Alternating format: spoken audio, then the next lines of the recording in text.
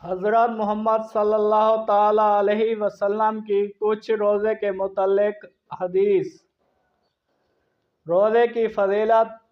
روزے کا بدلہ اللہ کے پاس ہے۔ رسول اللہ صلی اللہ تعالی علیہ وسلم نے فرمایا، اللہ تعالی فرماتا ہے، اے ابن آدم، تیرا ہر عمل اس کے لیے سوائے روزے کے، کیونکہ وہ میرے لیے ہے اور میں ہی اس کا بدلہ دوں گا۔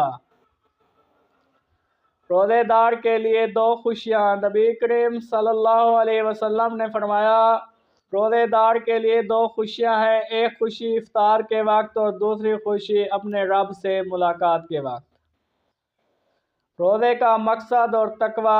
روزے کا اصل مقصد نبی کریم صلی اللہ علیہ وسلم نے فرمایا، جو شخص روزہ رکھے اور جھوٹ بولنا اور اس پر عمل کرنا نہ چھوڑے تو اللہ کو اس کے کھانے پینے سے باز رہنے کی کوئی حاجت نہیں۔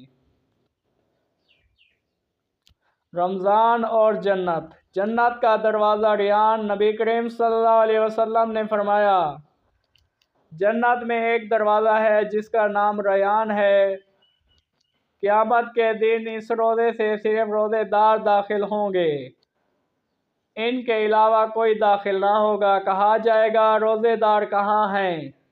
پھر وہ اس میں داخل ہو جائیں گے، اور جب وہ داخل ہو جائیں گے تو دروازہ بند کر دیا جائے گا، پھر کوئی اس میں داخل نہیں ہوگا۔ روزے کی شفاعت۔ روزہ قیامت کے دن سفارش کرے گا۔ رسول پاک صلی اللہ علیہ وسلم نے فرمایا، روزہ اور قرآن قیامت کے دن بندے کی سفارش کریں گے۔ روزہ کہے گا، اے اللہ تعالیٰ، میں نے اس دن کے وقت کھانے اور خواہشات سے روکے رکھا، میری سفارش قبول فرما۔ اور قرآن کہے گا، میں نے اسے رات کو سونے سے روکے رکھا، میری سفارش قبول فرما۔ پس دونوں کی سفارش قبول کی جائے گی۔ امید کرتے ہیں آج کی ویڈیو آپ کو پسند آئی ہوگی۔ اگر ویڈیو پسند آئی، ویڈیو کو لائک کریں، کمنٹ میں اپنی رائے کا اظہار کریں، اور اگر چینل پر نئے ہیں تو چینل کو سبسکرائب کریں اور بیل آئیکن پریس کریں، اور صدقہ کی نیت سے ویڈیو کو زیادہ سے زیادہ شیئر کریں۔